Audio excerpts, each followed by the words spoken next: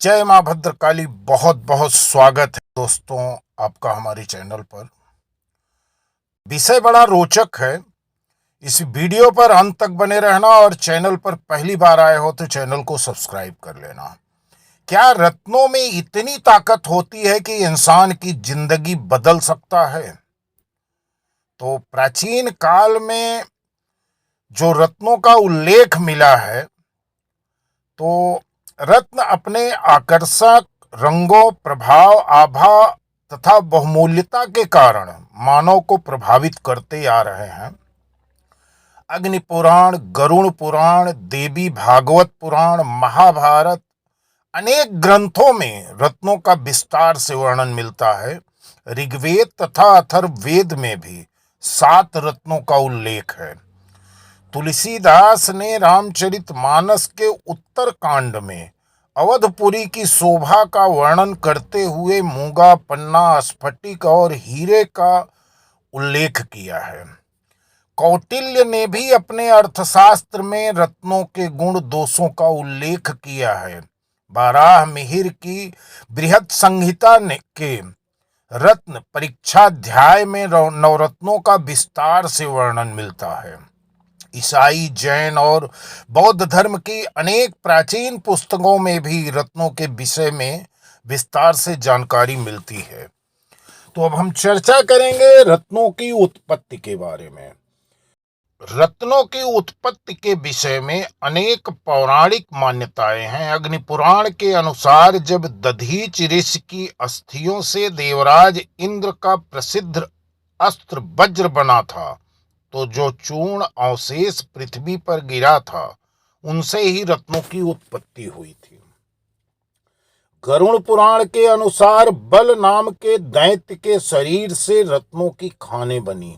समुद्र मंथन के समय प्राप्त अमृत की कुछ बूंदें छलक कर पृथ्वी पर गिरी, जिनसे रत्नों की उत्पत्ति हुई, ऐसी भी मान्यता है। मूल रूप से असली रत्नों की उत्पत्ति पहाड़ों, पेड़ पौधों, जीव जंतुओं से ही होती है। रत्न केवल आभूषणों की शोभा में ही वृद्धि नहीं करते, अपितु इनमें दैवीय शक्ति भी निहित रहती है। विश्व भर में पुरातन काल से चली आ रही महाभारत में समंतक मणि का वर्णन है, जिसके प्रभाव से मणि के आसपास के क्षेत्र में सुख, समृद्धि, आरोग्यता तथा दैवीय कृपा रहती थी। पश्चिम देशों में बच्चों को अंबर की माला इस विश्वास से पहनाई जाती है कि इनके दांत बिना कष्ट के निकल आएंगे।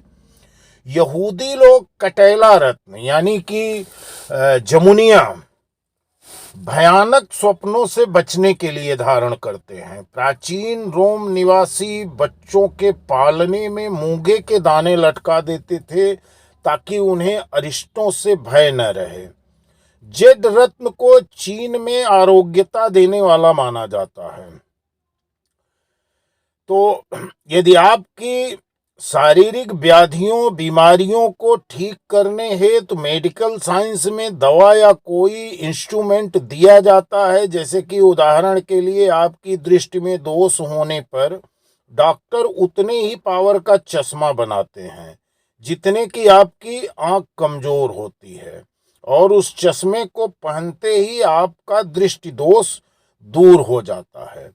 ठीक इसी प्रकार से आपके जन्मकालीन ग्रह के कमजोर होने पर यदि जानकार एस्ट्रोलॉजर ठीक उतने ही पावर का रत्न धारण करा दे जितने पावर की उस ग्रह को आवश्यकता है, तो उस रत्न के धारण करने पर आपकी उन समस्याओं का समाधान धीरे धीरे होने लगता है, जिसकी जिम्मेदारी प्रकृति ने आपके जीवन में उस ग्रह को दे रखी थी। लेकिन कभी भी नीच और मरकेश ग्रहों का रत्न धारण करने की सलाह नहीं दी जाती है। वैसे तो रत्नों की संख्या बहुत है, पर उनमें 84 रत्नों को ही महत्व दिया गया है। इनमें भी प्रतिष्ठित 9 रत्न को और शेष को उपरत्न की संज्ञा दी गई है। तो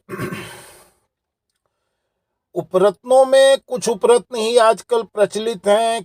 किस ग्रह का कौन सा रत्न उसे कब और किस प्रकार धारण करना चाहिए, रत्नों और उपरत्नों की और क्या विशेषताएं हैं, किस रोग में किस रत्न को धारण करने से लाभ होगा, ये सब सारी सलाह आप किसी एक्सपर्ट से या किसी ज्योतिष से लेंगे तभी आपको मिलेगी।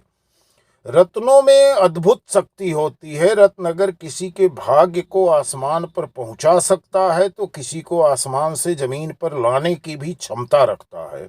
रत्न के विपरीत प्रभाव से बचने के लिए सही प्रकार से जांच करवाकर ही कुंडली का विश्लेषण करवाकर, और खास करके चलित कुंडली का विश्लेषण जरूर करवाना चाहिए। उसके बाद ही रत्न को धारण करना चाहिए। ग्रहों की स्थिति के अनुसार रत्न धारण करना चाहिए। रत्न धारण करते समय ग्रहों की दशा एवं अंतरदशा का भी ख्याल रखना चाहिए। रत्न पहनते समय मात्रा यानी कि वजन का ख्याल रखना आवश्यक होता है। अगर वजन सही नहीं हो तो फल प्राप्ति में विलंब होता है। और किसी भी रत्न को पहनने से पहले आप सिद्ध करने के लिए किसी ज्ञानी की मदद लीजिए। हर कोई पत्थर को सिद्ध नहीं कर सकता। जैसे उदाहरण के लिए आप शनि का रत्न नीलम धारण कर रहे हैं और आप 108 बार ओम सम शनैश्चराय नमः मंत्र का जाप करके और आप धारण कर लिए, आपको कोई लाभ नहीं होगा। इसको आप किसी विद्वान के माध्यम से इसको सिद्ध करवाइए और उसका विधान से पूजा करवाइए। शनि के मंत्र से ही स्टोन में पावर नहीं पैदा होगा। मंत्र को सिद्ध वही कर सकता है इस स्टोन को जो मंत्र को सिद्ध किया हो। और इसके बाद शनि और राहु के रत्न कुंडली के सूक्ष्म निरीक्षण के बाद ही पहनना चाहिए, अन्यथा इससे भयंकर नुकसान भी होता है। और खास करके आजकल उपरत्नों का ज़्यादा व्यापार अच्छा चल रहा है, क्योंकि रत्नों की अपेक्षा उपरत्न 10% में मिल जाते हैं। जैसे एक मान लो एग्जाम्पल पे आप अच्छा बढ़िया पुखराज खरीदेंगे तो कम से कम 8,000 से 10,000 रुपये रत्ती के हिसाब से मिलेगा। और वही पुखराज का उपरत्न अगर आप पहन रहे हैं, जैसे कि कोई भी बहुत सारे उपरत्न हैं, सुनहला भी पुखराज का ही उपरत्न है, तो वही चीज़ आपको 100 से 150 रुपये, 200 रुपये, बहुत अच्छी क्वालिटी का 500 रुपये कैरेट में मिल जाएगा। हाँ, ये है कि लाभ उपरत्न धीरे धीरे करता है और उपरत्न की अवधि 1 साल होती है। यदि आप उपरत्न पहन रहे हैं तो 1 साल में उपरत्न को आपको बदल देना चाहिए और उसके बाद आप नया उपरत्न धारण कर लीजिए। तो दोस्तों, इसी के साथ वीडियो समाप्त कर रहा हूं। एक लाइक एक कमेंट जरूर करना और चैनल पर पहली बार आए हो तो सब्सक्राइब कर लेना। धन्यवाद। जय मां भद्रकाली।